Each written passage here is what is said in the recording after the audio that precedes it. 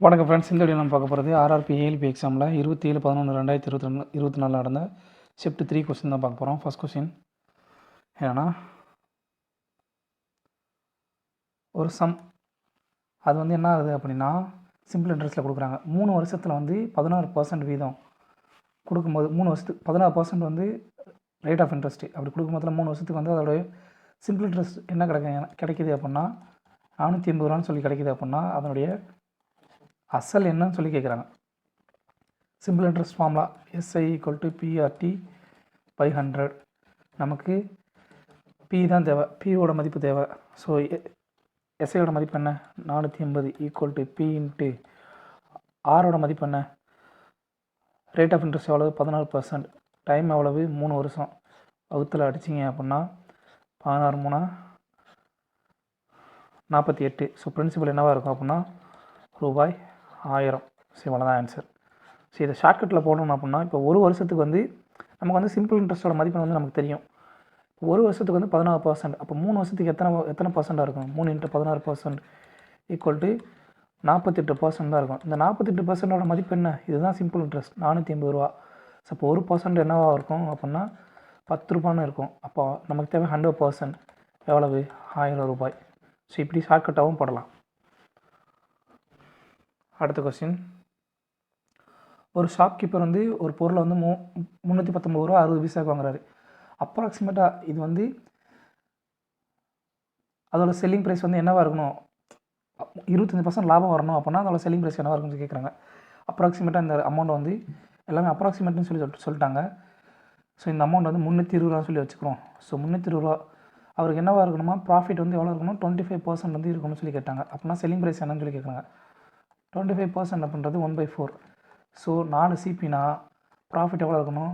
1. அப்போது எஸ்பி என்னவாக இருக்கணும்? 5ன்னு சொல்லியிருக்கோம். 4 + 1 5ன்னு இருக்கும். ஸோ இங்கே சிபியோட ரேட் நமக்கு தெரியும். அப்போ எஸ்பி என்ன வரும்? எஸ்பி = நமக்கு என்ன 5 320. ஒரு நிமிஷம். எஸ் என்ன வேணும்? நமக்கு என்ன தேவை? எஸ்பி தான் தேவை. எஸ்பியோட மதிப்பு இப்போது 4உடைய மதிப்பு 320 ரூபா. ஏன்னா சிபியோட மதிப்பு 4ன்றது 320 ரூபா. அப்படின்னா எஸ்பி நமக்கு என்ன 5 என்னவாக இருக்கும் அப்படின்னா 320 / 4 × 5 அடி கொடுத்தீங்க அப்படின்னா 400 சொல்லி வரும். அவ்வளோதான், சிம்பிள்.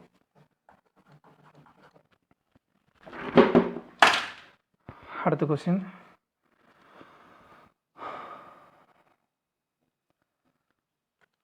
சுமித் வந்து 10 கிலோமீட்டர் 120 மீட்டர் வந்து ஸ்கூட்டரில் போகிறாரு. அடுத்து 1 கிலோமீட்டர் 970 மீட்டர் வந்து நடந்து கிடக்கிறாரு. அடுத்து வந்து 15 கிலோமீட்டர் 850 மீட்டர் வந்து பஸ்ஸில் கிடக்கிறார். அப்படின்னா அவர் வந்து டோட்டல் வந்து எவ்வளோ டிஸ்டன்ஸ் வந்து ட்ராவல் பண்ணியிருக்கான்னு சொல்லி கேட்குறாங்க. ஸோ எல்லாத்தையும் கூட்ட வேண்டியதான். 10 kilometre 120 metre plus 1 kilometre 970 metre, அடுத்ததாக 15 கிலோமீட்டர் 850 மீட்டர், அவ்வளோதான். ஸோ இது எல்லாத்தையும் கூட்டினீங்க அப்படின்னா விடை என்ன வரும் அப்படின்னா விடை வந்து 27 கிலோமீட்டர் 940 மீட்டர்னு சொல்லி வரும். அவ்வளோதான். ஸோ 1 கிலோமீட்டர் = 1000 மீட்டர்ன்றது அடிப்படை அலகு. அடுத்த கொஸ்டின்,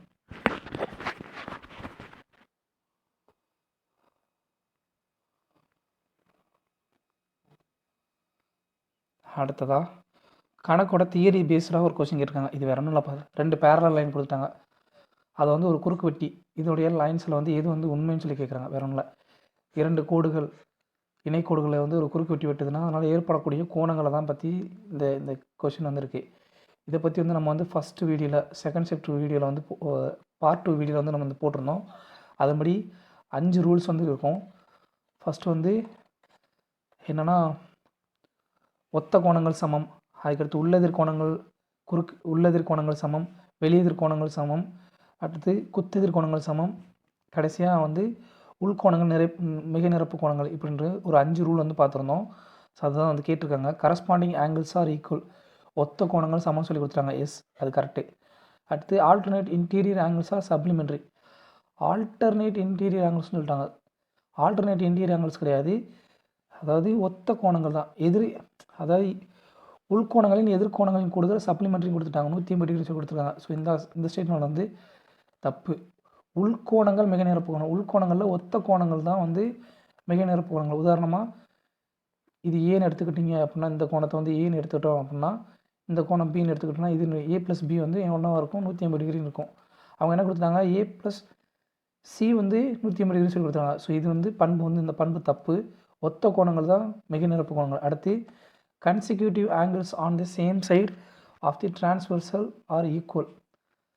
கன்சிக்யூட்டிவ் ஆங்கிள்ஸ் இரு அடுத்தடுத்த கோணங்கள் வந்து சேம் சைடில் இருக்க கோணங்கள் வந்து சமம் சொல்லி கொடுத்துருக்காங்க. இல்லை, இரு அடுத்தடுத்த கோணங்கள் சமம் கிடையாது, ஒத்த கோணங்கள் சமம். ஸோ இது வந்து 1 அப்படின்னா இந்த C 1ம் Cயும் தான் சமம், அடுத்தடுத்த கோணங்கள் வந்து சமம் கிடையாது. இந்த கான்செப்ட் தப்பு. அடுத்ததாக alternate interior angles R equal, அதாவது உள்ளெதிர் கோணங்கள் வந்து சமம் சொல்லி கொடுத்துருக்காங்க. இது வந்து கரெக்ட். ஸோ பண்புகள் வந்து 1 அப்புறம் A அப்புறம் D, இது 2 மட்டும்தான் கரெக்ட். அடுத்ததாக வந்து ஏவோடைய சேலரி வந்து பியோட 20% வந்து கம்மின்னு சொல்லி கொடுத்துருக்காங்க. அப்படின்னா பியோட சேலரி வந்து ஏவோட எவ்வளோ வந்து அதிகம்னு சொல்லி கேட்குறாங்க. வேறு ஒன்றும் இல்லை, 20% என்ன பெண்ண வடிவத்தில் 1/5. இந்த கணக்கை நீங்கள் ரயில்வே எக்ஸாம் வந்து ப்ரீவியஸ் கொஸ்டின் எடுத்து பார்த்தீங்கன்னா கிட்டத்தட்ட இந்த கொஸ்டின் வந்து ஏஎல்பி இந்த மாதிரி எல்லா கொஸ்டின், NTPC குரூப் டி இந்த மாதிரி எல்லா கொஸ்டினும் எடுத்து தேடி பார்த்தீங்கன்னா இந்த கொஸ்டின் வந்து கிட்டத்தட்ட குறைஞ்சது ஒரு 15 தடவையாவது கேட்டிருப்பாங்கயா இதே கொஸ்டின், சேம் கொஸ்டின். இப்போ என்ன சொல்லிட்டாங்க, ஏ வந்து பியோட 20% கம்மின்னு சொல்லிட்டாங்க. பி வந்து 5 அப்படின்னா ஏ என்ன இருப்பா அப்படி 4 தான் இருப்பா அப்படி. இப்போ என்ன கேட்குறாங்க, பி வந்து ஏவை விட எவ்வளோ சேலரி கூடன்னு சொல்லி கேட்குறாங்க. ஏவை விட சேலரி எவ்வளோ ஒன்று கூட யாரை விட ஏவை விட. ஸோ இன்ட்டு 100 போட்டிங்கன்னா 25% தான் வந்து ஏவை விட பியோட சேலரி வந்து அதிகமாக இருக்குது. அடுத்த கொஸ்டின் 2 அதாவது இந்த கணக்கு நல்லா பாருங்கள், அடிமான 2 சமமாக இருக்குது. So A/m into A/n equal to என்ன வரும், A/m + n, அவ்வளோதான். இந்த ஃபார்முலா பேஸ் பண்ணி நம்ம படிக்க போகிறோம். அப்போது கூட்டினீங்கன்னா 256.16 0.9 கூட்டினீங்கன்னா என்ன வரும், 0.25. இந்த 0.25 எப்படி எழுதலாம் அப்படின்னா 25/100 சொல்லி எழுதலாம். இதை அடி கொடுத்தீங்க அப்படின்னா 1/4 வரும். சரியா, அப்போது இங்கே மேலே 1/4 இப்படி இருந்துச்சு அப்படின்னா இதோட அர்த்தம் என்ன அப்படின்னா √4 256ன்னு சொல்லி அர்த்தம். ஸோ இது என்னவா வரும் அப்படின்னா 4/4 மதிப்பு தான் வந்து 256. ஸோ இந்த 4ம் உள்ளே இருக்க அடுக்கில் இருக்க 4ம் வந்து அடியாயிரும். ஸோ நமக்கு தேவையான ஆன்சர் 4. இந்த மாதிரி இருந்துச்சு அப்படின்னா இப்போ சப்போஸ் 1/2 இருந்துச்சு அப்படின்னா √2. இப்போ 1/3ன்னு இருந்துச்சு அப்படின்னா அடுக்கில் வந்து 1/3ன்னு இருந்துச்சு அப்படின்னா அதை வந்து √3ன்னு சொல்லி எடுக்கணும். ஸோ அந்தப்படி பார்த்தீங்கன்னா இங்கே வந்து √4ன்னு சொல்லி எடுக்கிறோம். இந்த 250 மதிப்பு என்ன அப்படின்னா 4/4 தான் வந்து 256. ஸோ √ல் போட்டு கொண்டு போனீங்க அப்படின்னா வெளியில் இருக்க 4ம் உள்ள அடுக்கில் இருக்க 4 வந்து கேன்சல் ஆகி இந்த ரூட்டும் கேன்சல் ஆகிரும். ஸோ ஆன்சர் வந்து 4. அடுத்து வந்து ஒரு ஆர்டிகல், ஒரு பொருளை வந்து அதனுடைய உற்பத்தி விலையோட அந்த 50% வந்து குறித்த விலைக்கு மாற்றுறாங்க, 50% அதிகமாக வச்சு விற்கிறாங்க. அப்படிங்கும்போது அந்த மார்க்கெட் ப்ரைஸ் வந்து ஒரு மதிப்பு என்னன்னா 1500 அப்படின்னா அந்த அடக்க விலை, அந்த பொருளினுடைய ஒரிஜினல் விலை, காஸ்ட் ப்ரைஸ் என்னன்னு சொல்லி கேட்குறாங்க. வேறு ஒன்றும் இல்லைப்பா, மார்க்கெட் ப்ரைஸ் அப்புறம் என்ன கொடுத்துருக்காங்க, காஸ்ட் ப்ரைஸ். இப்போ காஸ்ட் ப்ரைஸை விட இது எவ்வளவு, காஸ்ட் ப்ரைஸ் 100% அப்படின்னா மார்க்கெட் ப்ரைஸ் எவ்வளோ அதிகமாக வச்சு விற்கிறாங்களா 50%. அப்போ இது வந்து 150% சொல்லியிருக்கோம். அப்போ 150%ன்றது எவ்வளவு 1500 சொல்லி கொடுத்துட்டாங்க.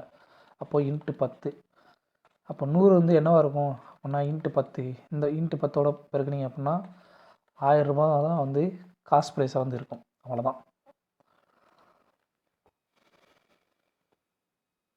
அடுத்ததா ஒரு கியூப், ஒரு கன சதுரம் வந்து கொடுத்துட்டாங்க. ஒரு கனசதுரம், ஒரு நிமிஷம்ப்பா, ஒரு கனசதுரம் கொடுத்துட்டாங்க. அந்த கனசதுரத்துடைய ஒரு பக்கம், ஒரு ஃபேஸ், ஒரு பக்கம் ஒரு பக்கம் இந்த மாதிரி இருக்கும். ஒரு நிமிஷங்க, இந்த மாதிரி ஒரு பக்கம், இந்த முன்னாடி இருக்க ஃபேஸை மட்டும் எடுத்துக்கிறோம். இந்த முன்னாடி இருக்க ஃபேஸை மட்டும் எடுத்துக்கிட்டோம்னா இதோடைய அளவு, இதோடைய சுற்றளவு என்னவாமா 48 சென்டிமீட்டராக இதனுடைய சுற்றளவு. அப்படின்னா இந்த கனசதுரத்தினுடைய வால்யூம் கொள்ளளவு எவ்வளோன்னு கேட்டிருக்காங்க. சரியா? இது வந்து ஒரு சதுரம். இந்த சதுரத்தினுடைய சதுரத்தின் சுற்றளவு ஃபார்முலா என்ன அப்படின்னா 4 × A. ஏன்றது என்ன? இந்த ஒரு பக்கம். சரிங்களா? இந்த ஒரு பக்கம். அப்போது 4A = 48 அப்படின்னா ஏவோட மதிப்பு என்ன? 12. நமக்கு வந்து என்ன தேவை? இந்த கனசதுரத்தினுடைய கொள்ளளவு தான் தேவை. கனசதுரத்தின் வால்யூம் என்ன அப்படின்னா அதோட ஃபார்முலா என்னென்னா A³ தான் அதோடைய ஃபார்முலா. அப்படின்னா 12³ என்ன வரும் அப்படின்னா 1728 cm3 சொல்லி வரும். அவ்வளோதான். முதல்ல சுற்றளவு ஃபார்முலா வந்து ஏவோட ஒரு பக்கத்துடைய மதிப்பு கண்டுபிடிக்கிறோம். பக்கத்துடைய மதிப்பு கண்டுபிடிச்சதுக்கப்புறம் அதோடைய வால்யூம் ஃபார்முலா வந்து புட் பண்ணோம் அப்படின்னா நமக்கு தேவையான ஆன்சர் வந்து கிடச்சிரும். அடுத்ததாக சீக்கன் தீட்டா அப்புறம் கொசீக்கன் தீட்டா கொடுத்துட்டாங்க. இது 2 ஈக்குவல்ஸில் கொடுத்துட்டாங்க. எந்த மதிப்பில் வந்து சீக்கன் தீட்டாவும் கொசீக்கன் தீட்டாவும் சமமாக இருக்கும் அப்படின்னா 45 டிகிரியில் தான் வந்து சமமாக இருக்கும். ஸோ அப்போது இங்கே ஒரு 45 டிகிரி இருக்கும், இங்கே ஒரு 45 டிகிரி இருக்கும். ஸோ ரெண்டையும் கூட்டினீங்கன்னா 90 டிகிரி. புரிஞ்சுதா? அப்படின்னா secant theta plus cos theta 45 degree, இது ஒரு 45 டிகிரி, இது ஒரு 45 டிகிரி, ரெண்டையும் கூட்டினே 90 டிகிரி. ஸோ 4A + 3A - 50 இந்த இதை எடுத்துக்கிறோம் அப்படியே = 90 டிகிரி. அப்படின்னா இங்கே 7A = 140 டிகிரின்னு சொல்லி வரும். ஏவோட மதிப்பு 20 டிகிரி. சரிங்களா? இப்போ நமக்கு என்ன கேட்டிருக்கான்? cos A + 25 தான் கேட்டிருக்கான். So கொசிக்கன் A + 25. அப்போ கொசிக்கன் 20 + 25 டிகிரி என்ன வரும்? கொசிக்கன் 45 டிகிரின்னு சொல்லி வரும். கொசிக்கன் 45 டிகிரியுடைய மதிப்பு என்ன? √2. அவ்வளோதான், சிம்பிள். அடுத்த கொஸ்டின். அடுத்து 2400 வந்து A மற்றும் Bக்கு வந்து சமமாக பங்கிட்டு கொடுக்குறாங்க. அதோட ரேஷியோ என்னவாக இருக்குன்னா ஏவோட ரேஷியோ 7, பியோட ரேஷியோ 5 அப்படின்னா ஏவோட மதிப்பு என்னன்னு சொல்லி கேட்குறாங்க. ஏவோட மதிப்பு என்ன வரும் அப்படின்னா ஆப்ஷன் படி 1400 தான் வரும். எப்படி எவ்வளோ சிம்பிளாக போட்டோம் அப்படின்னா இப்போ கணக்கு பேசிக்காக சொல்லி கொடுத்துறேன். இப்போ A/B என்ன கொடுத்துட்டாங்க அப்படின்னா 7:5ன்னு சொல்லி கொடுத்துட்டாங்க. அப்போ இதோட மதிப்பு என்னவாக இருக்கும்? 7x + 5x. இந்த 7x + 5x இதோட மதிப்பு தான் வந்து இந்த 2400 ரூபா. அப்படின்னா எக்ஸோட மதிப்பு என்ன வரும்? எக்ஸோட மதிப்பு 200 சொல்லி வரும். நமக்கு என்ன தேவை? ஏவோட மதிப்பு தான் தேவை. ஸோ ஏவோட மதிப்பு 7x. 7xோட மதிப்பு 1400 ரூபா. இது வந்து பேசிக் மெத்தட். பட் கணக்கில் நான் எப்படி போட்டோம் அப்படின்னா ஏவோட மதிப்பு என்ன இருக்குது? 7ன்னு இருக்குது. ஸோ இதோடைய விடை என்னவாக இருக்கும்? 7ஓட மடங்காக தான் இருக்கும். இல்லை 7ஆல் வகுப்படக்கூடிய என்ன இருக்கும்?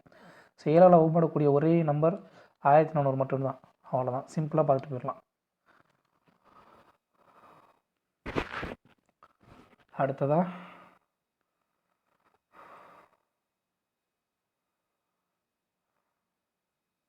அடுத்த கொஸ்டின் வந்து ஒரு 10 அப்சர்வேஷனுடைய ஆவரேஜ் வந்து 46 கொடுத்தாங்க. ஒரு 10 பொருளுடைய ஆவரேஜ் வந்து 46 சொல்லி வச்சுக்கிறோம். 10 அப்சர்வேஷனுடைய ஆவரேஜ் வந்து 46. இதில் வந்து என்ன பண்ணிட்டாங்க அப்படின்னா அப்சர்வேஷன் எடுக்கும் போதில் வந்து 42 அதுக்கு 42ன்னு சொல்லி ஒரு நம்பர் எடுத்துக்கிட்டாங்க.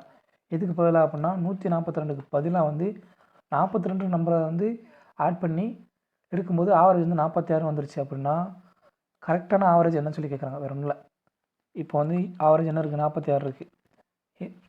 எந்த நம்பர் எடுத்துக்கிட்டாங்க? 42. பட் ஆக்சுவலாக எந்த நம்பர் எடுக்கணும்? 142 தான் எடுக்கணும். ஸோ இப்போ என்ன பண்ண போகிறோம் அப்படின்னா இதுக்கு ரெண்டுக்குள்ள வித்தியாசத்தை கண்டுபிடிக்க போகிறோம். இதுக்கு ரெண்டுக்குள்ள வித்தியாசம் 100. சரிங்களா? 100. அதோட இப்போ என்னவாகும்? ஆவரேஜ் வந்து நம்ம வந்து அதிகமான நம்பருக்கு பதிலாக சின்ன நம்பரை வந்து எடுத்துட்டோம், கால்குலேஷன் பண்ணிட்டோம். அப்போ வந்து ஆவரேஜ் என்ன ஆகும்? 46ஓட அதிகமாக தான் மாறும். சரிங்களா? அப்போ 100 வந்து அதிகமாக இருக்குது. எத்தனை பேருக்கு? 10 பேருக்கு. ஸோ அடி கொடுத்தீங்க அப்படின்னா இங்கே என்ன வரும்? 10. ஸோ புது ஆவரேஜ் வந்து என்னவாக இருக்கும்? 56 சொல்லியிருக்கும். மறுபடியும் சொல்கிறேன், 10 அப்சர்வேஷனுடைய ஆவரேஜ் வந்து 46.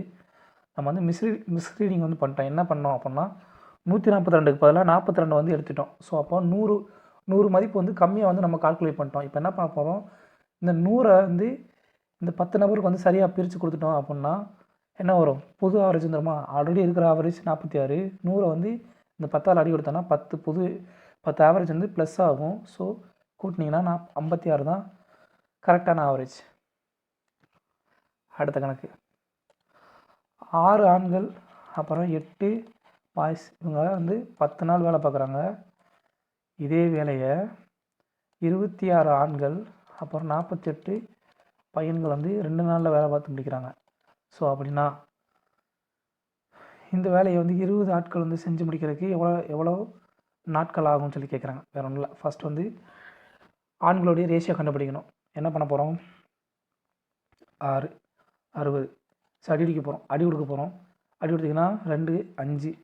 ஸோ உள்ளே கொண்டு போய் பிரிக்கிங்கன்னா 30M plus 40 boys equal to 26 men plus 48 பாய்ஸ்னு சொல்லியிருக்கோம். இதை சிம்பிளிஃபை பண்ணிங்கன்னா இன்னும் 4 men ஈக்குவல் டு 8 பாய்ஸ்னு சொல்லியிருக்கோம். ஸோ மென்னுக்கும் பாய்ஸுக்கும் உள்ள ரேஷியோ என்னவாக இருக்கும் கடைசியாக அப்படின்னு பார்த்தீங்கன்னா அடி கொடுத்திங்கன்னா 2. ஸோ மென்னோட ரேஷியோ 2, மென்னோட ரேஷியோ 2, பாய்ஸோட ரேஷியோ 1. ஸோ மென்னோட ரேஷியோ 2, பாய்ஸோட ரேஷியோ 1. ஸோ இது வந்து நம்ம கண்டுபிடிச்சிருக்கிறது திறன். இப்போ வந்து நம்ம வந்து டோட்டல் ஒர்க்கு கண்டுபிடிக்கணும். மொத்த வேலை எவ்வளோன்னு சொல்லி கண்டுபிடிக்கணும். மொத்த வேலையை கண்டுபிடிக்க இந்த திறனோட மதிப்பை வந்து இந்த சமன்பாட்டில் வந்து புட் பண்ணணும் முடிஞ்சு. 6 × 2 ப்ளஸ் 8 × 1 இன்ட்டு 10 ஈக்குவல் டு எவ்வளோ வரும்? 6 2 12 கூட்டல் 8 20. 20 × 10 200 முடிஞ்சு. டோட்டல் ஒர்க் வந்து 200. இப்போ என்ன கேட்குறான்? 20 ஆண்கள் வந்து அந்த வேலையை செஞ்சு முடிக்க எவ்வளோ நாள் ஆகும்னு சொல்லி கேட்குறாங்க. So 200 total work. 20 ஆண்களுடைய திறன் என்ன? 20 × 2 ஈக்குவல் டு 10. 10 ÷ 2 அடி கொடுத்தீங்க அப்படின்னா 5 days. அவ்வளோதான், சிம்பிள். ஃபஸ்ட்டு திறன் கண்டுபிடிக்கிறோம், அப்புறம் டோட்டல் ஒர்க் கண்டுபிடிக்கிறோம், அப்போ கணக்கில் என்ன கேட்டுருக்காங்களோ அதை வந்து ஃபாலோ பண்ணுறோம். அடுத்து வந்து ஒரு 3 டிஜிட் நம்பர் கொடுத்துருக்காங்க.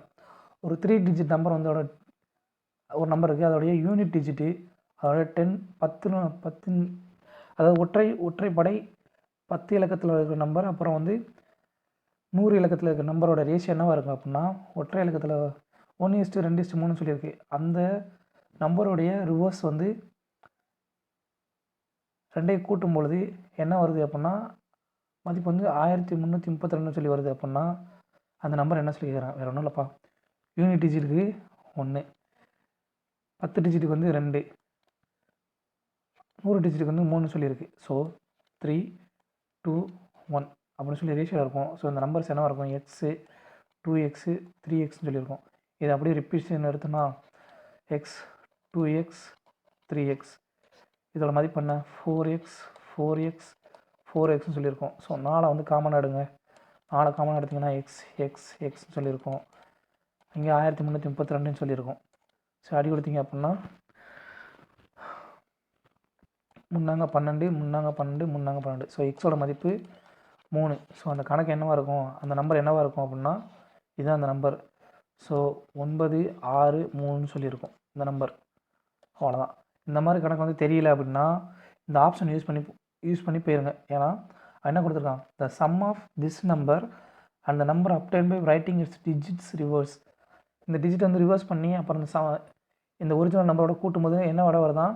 1332 வரும் சொல்லி விட வருதுன்னு சொல்லி கேட்டிருக்கான். ஸோ இந்த நம்பரெல்லாம் டிஜிட்டை ரிவர்ஸ் பண்ணி போட்டுக்கோங்க. 123 3 2 1 கூட்டினீங்கன்னா 4 4 4. ஸோ இது கிடையாது. ஸோ இந்த ஆப்ஷன் தப்பு. ரெண்டாவது 246 642 கூட்டினீங்கன்னா 8 8 8ன்னு சொல்லி வருது. ஸோ இதுவும் தப்பு. அடுத்து 963 369 கூட்டினீங்க அப்படின்னா 2 மிச்சம் 1 6 12 1332 சொல்லி வருது. ஸோ இதுதான் ஆன்சர். கரெக்ட். முடிஞ்சு. அடுத்ததாக 5118 வந்து எந்த நம்பரால் வகுப்பட சொல்லி கேட்டிருக்காங்க. இந்த நம்பர் வந்து ஒரு இரட்டைப்படையன். இரட்டைப்படையன் வந்து இரட்டைப்படையனால் தான் வகுப்படும். ஸோ 7ம் கிடையாது 5ம் கிடையாது. 2 ஆப்ஷன் அடிபட்டுருச்சு. மிச்சம் 6 இருக்குது 8 இருக்குது. ஸோ 6ஆல் ஒரு நம்பர் வகுப்படணும் அப்படின்னா அந்த நம்பர் வந்து டிவிசிபிள் பை போத் 2 and 3. 3ஆலையும் 2ஆலையும் வந்து அந்த நம்பர் வந்து வகுப்படணும். இந்த நம்பர் வந்து 2ஆல் வகுப்படும். ஸோ 3ஆல் வகுப்படணும். ஏன்னா இது வந்து கடைசி யூனிட் டிஜிட் வந்து 2 இரட்டைப்படையனாக இருக்கிறதுனால இந்த நம்பர் வந்து 2ஆல் வகுப்படும். ரெண்டாவது 3ஆல் வகுப்படணும் அப்படின்னா அந்த எண்களுடைய கூட்டுத்தொகை வந்து அந்த டிஜிட்ஸோட கூட்டுத்தொகை வந்து என்ன இருக்கணும் அப்படின்னா 3ஆல் வகுப்படக்கூடிய என்ன இருக்கணும்? 6 7 15. 15 வந்து 3ஆல் வகுப்படும். அப்போ 3ஆல் வகுப்படுமானா வகுப்படும். ஸோ 6 தான் வந்து கரெக்டான ஆன்சர். 8ஆல் வகுப்படணும். ஒரு நம்பர் வந்து 8ஆல் வகுப்படணும் அப்படின்னா அது என்னவாக இருக்கணும் அப்படின்னா லாஸ்ட் 3 டிஜிட் வந்து கண்டிப்பாக மஸ்ட் பி டிவைடட் பை 8. அதாவது இப்போ உதாரணமாக வந்து 648ன்னு இருக்குன்னு வச்சுக்கோம். சம்திங் 1 2 4 8 சம்திங் என்னமோ இருக்குது. இந்த கடைசி 3 டிஜிட் வந்து 8ஆல் வகுப்படுமானா எஸ் கண்டிப்பாக வரும். 8 8 64 ஒரு 8 வகுப்படும் அப்படின்னா இந்த நம்பர் வந்து கண்டிப்பாக வந்து 8ஆல் வந்து வகுப்படும். அதுதான் வந்து கான்செப்ட். 8ஆல் வகுப்படுறதுக்கான கான்செப்ட். 5ஆல் வகுப்படணும்னா அந்த கடைசி யூனிட் டிஜிட் வந்து 0 அல்லது 5, எய்தர் 0 ஆர் 5ல் இருக்கணும். அப்படி இருந்தால் மட்டும்தான் அந்த நம்பர் வந்து வகுப்படும் 5ஆல். அடுத்து ஒரு 11 மல்டிப்ளாக இருக்கக்கூடிய முதல் 12 எண்களுடைய சராசரின்னு கேட்டிருக்காங்க. வேறு ஒன்றும் இல்லைப்பா. 11 22 33 44 55 66 இந்த மாதிரி போய்கிட்டே இருந்துச்சுன்னா 12ஆல் வகுப்படக்கூடிய கடைசி நம்பர் 12ஆவது நம்பர் வந்து 132 சொல்லியிருக்கோம். எஸ் 132. இதில் வந்து இந்த நம்பருடைய ஆவரேஜ் என்ன கேட்குறாங்க. இப்போ 12 டேர்ம்ஸ் வந்து இருக்குது அப்படின்னா அதோடைய ஆவரேஜ் என்னவாக இருக்கும்? 5ஆவது டேர்ம் ப்ளஸ் 6ஆவது டேர்ம் வகுத்தல் 2ன்னு சொல்லியிருக்கோம். இங்கே 5ஆவது டேர்ம் என்ன? 3 4 5 55. 6ஆவது டேர்ம் என்ன? 66. 55 கூட்டல் 66 வகுத்தல் 2 என்ன வரும்? 110. 121. சாரி 6 6 11 மிச்சம் 1 ஒரு 6 121. எஸ் 5ஆவது டேர்ம் 6ஆமா? சாரி மொத்தமாகவே தப்பாக சொல்லிட்டேன். 12 டேர்ம்ஸ் இருக்குது அப்படின்னா அதோடைய மொத்தம் வந்து டோட்டல் 12 டேர்ம்ஸ் இருக்குது. அதோடைய ஆவரேஜ் என்னவாக இருக்கும்? 6th டேர்ம் ப்ளஸ் 7th டேர்மாக இருக்கும் வகுத்தல் 2. ஸோ 6th டேர்ம் வந்து 66, 7th டேர்ம் வந்து 77. ஸோ 66 + 77 அப்பான் 2 என்ன வரும்? 3. 143 வகுத்தல் 2 ஈக்குவல் டு 71.5 முடிஞ்சு. அடுத்ததாக ஒரு ஸ்பியர் இருக்குது. அதோடைய ரேடியஸ் வந்து ஒரு கோளத்தினுடைய ரேடியஸ் வந்து 50% வந்து இன்க்ரீஸ் ஆகுது அப்படின்னா அதனுடைய சர்ஃபேஸ் ஏரியாவுடைய பர்சன்டேஜ் எவ்வளோ சதவீதம் இன்க்ரீஸ் ஆகுதுன்னு கேட்குறாங்க. கோளத்தினுடைய சர்ஃபேஸ் ஏரியா ஃபார்முலா என்ன? 4πr². சரிங்களா? ஃபஸ்ட்டு வந்து எவ்வளவு? 50% வந்து இன்க்ரீஸ் ஆகுது அப்படின்னா 1/2. ஸோ ஃபஸ்ட்டு வந்து 2ஆக இருந்தது, இப்போ என்னவாயிருக்கும்? 3ஆக இருக்கும். ஃபஸ்ட்டு வந்து 2ன்ற இருந்த ஆரம் வந்து ஆரத்தினுடைய மதிப்பு இப்போ வந்து 3ன்னு சொல்லி மாறி இருக்கும். ஸோ முதல் கோளத்துக்கு என்னவாக இருக்கும்? r1². ரெண்டாவது கோளத்துக்கு என்னவாக இருக்கும்? r2². இங்கே எது காமனாக இருக்குது? அதெல்லாம் அடிச்சிருங்க. அப்போது r1² என்ன? 2². r2² என்ன? 3². ஸோ 4. முதல்ல 4ன்னு இருந்த மதிப்பு இப்போ வந்து 27ன்னு சொல்லி மாறி இருக்கும். ஸோ அப்படின்னா முதல்ல 4 இந்த சர்ஃபேஸ் ஏரியாவோட மதிப்பு 4ன்னு இருந்தது, இப்போ 27ன்னு சொல்லி மாறி இருக்கும் இந்த கோளத்தினுடைய சர்ஃபேஸ் ஏரியா. ஏன்னா அதனுடைய ஆரத்தை வந்து 50% வந்து அதிகரிக்கிறோம். ஸோ எவ்வளோ கூடி இருக்குது? 23 கூடி இருக்குது. எவ்வளோக்கு? சாரி ஒரு நிமிஷம் பாருங்கள், தப்பாக போட்டேன். 3² 9. ஸோ எவ்வளோ கூடி இருக்குது? 5 கூடி இருக்குது. எவ்வளோலேருந்து? 4லேருந்து 5 கூடி இருக்குது. அப்படின்னா அடி கொடுத்தீங்க அப்படின்னா எவ்வளோ வரும்? 25. 125% வந்து இன்க்ரீஸ் ஆகிருக்கு அதனுடைய சர்ஃபேஸ் ஏரியா. அவ்வளோதான், சிம்பிள். அடுத்த கணக்கு வந்து இந்த கணக்கு 2 மாறிலி இந்த 2 பொதுவும் ப்ராடக்ட் பண்ணி சொல்லி பெருக்கல் சொல்லி கேட்டிருக்காங்க. இது நம்ம எப்படி பெருக்கிறது அப்படின்னா இங்கே இருக்கிற ஒவ்வொரு உறுப்பையும் இங்கே இருக்கிற சமன்பாடோட தனித்தனியாக பெருக்குங்க. அப்படி பெருக்குனா என்ன வரும் பார்க்கலாம். இப்போ எக்ஸோட இந்த ஒட்டுமொத்த சமன்பாடை பெருக்குனிங்கன்னா x² + px. அடுத்ததாக ப்ளஸ் இருக்குது. அடுத்து இந்த ஏவோட இந்த ஒட்டுமொத்த சமன்பாடையும் பெருக்குனிங்க அப்படின்னா +ax + ab. அவ்வளோதான். இப்போ இங்கே ax bxன்னு சொல்லியிருக்கு. இதில் வந்து எக்ஸ் வந்து காமனாக எடுக்கலாம். ஸோ x² + x காமனாக எடுத்திங்கன்னா a + b + ab. அவ்வளோதான், சிம்பிள். இந்த கணக்கு இவ்வளோ தூரம் பார்க்கணும்னா அவசியம் கிடையாது. இங்கே எல்லாமே ப்ளஸில் இருக்குது. அப்போது இங்கே கணக்கில் வந்து எதுவுமே ப்ளஸில் வராது, சாரி மைனஸில் வராது. இங்கே மைனஸ் இருக்குது, ஸோ இந்த ஆப்ஷன் தப்பு. இங்கேயும் மைனஸ் இருக்குது, இங்கேயும் தப்பு. இது ரெண்டுலேயும் மைனஸ் இருக்குது, இதுவும் தப்பு. ஸோ ப்ளஸில் ஒரே ஒரு ஆப்ஷன் தான் ஃபுல்லாகவே இருக்குது. ஸோ இதுதான் கரெக்டான ஆன்சர். அடுத்ததாக ஒரு ட்ரெயின் வந்து 45 கிலோமீட்டர் வேகத்தில் வந்து ஒரு ஒரு போலை வந்து கடக்குது 24 செகண்டில். 45 கிலோமீட்டர் வேகத்தில் பயணிக்கிற ஒரு ட்ரெயின் வந்து ஒரு கம்பத்தை வந்து 24 செகண்டில் வந்து கடந்துருது அப்படின்னா அந்த ட்ரெயினுடைய லென்த் என்ன கேட்குறாங்க. இப்போது நமக்கு என்ன கேட்குறாங்க, length distance equal to speed into time. Speed is equal distance of time. இப்போது நமக்கு ஸ்பீடு என்ன 45 கிலோமீட்டர் பர் ஹவரில் கொடுத்துட்டான். இங்கே என்ன செகண்ட்ஸில் கொடுத்துட்டாங்க. ஸோ கிலோமீட்டர் பர் ஹவரை வந்து செகண்ட்ஸுக்கு மாற்றிக்கணும். செகண்ட்ஸ்க்கு மாற்றோம்னா கிலோமீட்டர் பர் ஹவரை செகண்ட்ஸ்க்கு மாற்றோம்னா 5/18 வந்து பெருக்கணும். இன்ட்டு டைம் 24 செகண்ட் அடி கொடுத்தீங்க அப்படின்னா 5 2 9 அடி கொடுக்கும்போது அடுத்து 5 5 25 25 இன்ட்டு 12 300 மீட்டர். அதுதான் வந்து ட்ரெயினோட லென்த்.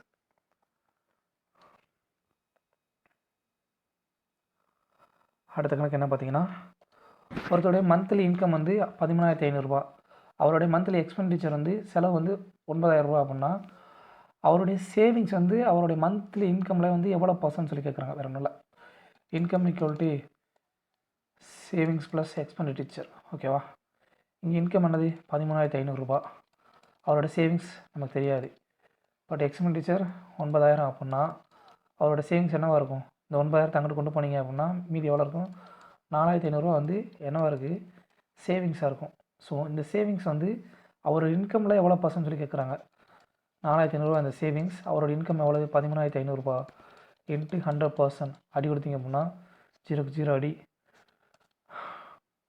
ஒரு 45 3 4 செஞ்சால் 135. ஸோ 100/3 இதை வந்து பர்சன்டேஜில் மாற்றணும் அப்படின்னா 33.33% தான் கரெக்டான ஆன்சர். அடுத்த கொஸ்டின், ஒரு கிராஃப் கொடுத்துருக்காங்க. அந்த கிராஃபில் வந்து 2015 2019 வரைக்கும் நடந்த ஆனுவல் எக்ஸ்போர்ட் வந்து கொடுத்துருக்காங்க. இதில் என்ன கேட்குறாங்க, average export of the year 2016 and 2018 average எவ்வளோன்னு கேட்குறாங்க. 2016 2018 2016 எவ்வளவு 20, 2018 40, 20 + 40 வகுத்தல் எத்தனை வருஷம், 2 வருஷம். 2 ஈக்குவல் டு 60 வகுத்தல் 2 30 தான் கரெக்டான ஆன்சர். அடுத்ததான் ஒரு வயது கணக்கு. ஒரு அம்மா, மகன், அப்புறம் அவங்களுடைய மகள், இவங்களோட 3 பேரோட கூடுதல் வயசு எவ்வளோ, வயசோட கூடுதல் எவ்வளோன்னா 70 years. Mother, son plus daughter 70 years. இப்போ மதரோட வயசு என்னவா, சன்னோட வயசை போல் மகனோட வயசை போல் 3 மடங்கா. So mother equal to 3 son. ஓகேவா. அடுத்து டாக்டர் வந்து என்னவா இருக்காங்கன்னா, அந்த பொண்ணு வந்து அந்த பையனோட 5 வயசு மூத்த தான். So daughter equal to son plus 5 years. அவ்வளோதான். இந்த ரெண்டு வேல்யூவும் இதில் புட் பண்ண போகிறோம். ஸோ மதருக்கு பதிலாக 3 இயர்ஸ். அவன் கணக்கில் என்ன கேட்டிருக்கான், ஹவு ஓல்ட் இஸ் தி மதர்னு சொல்லிக்கிட்டு இருக்கான். அப்போனா எஸ், மதர் வந்து 3 எஸ்ஸா, மதருக்கு பதிலாக 3 இயர்ஸ் போட போகிறோம். அடுத்து சன்னுக்கு எஸ் தான். அடுத்து டாக்டர் வந்து எவ்வளோவா, S + 5. இது 3 கூட்டிங்கன்னா எவ்வளோ வருஷம், 70 இயர்ஸ், 70 இயர்ஸ். ஸோ கூட்டினீங்கன்னா 3 years 4 5 5 years + 5 years equal to இங்கே இருக்க 5 அங்கே பக்கம் போகும்போதில் மைனஸ் ஆகும். ஸோ 65. அப்போ எஸ்ஸோட வேல்யூ 13 இயர்ஸ், சன்னோட வேல்யூ வந்து 30 இயர்ஸ். இப்போ அம்மாவோட வேல்யூ என்ன, மகனோட வயதை போல் 3 மடங்கு. நமக்கு அம்மாவோட வயசு தான் நமக்கு தேவை. So 3 years equal to 3 × 13 39 years. So அவ்வளோதான் ஃப்ரெண்ட்ஸ்.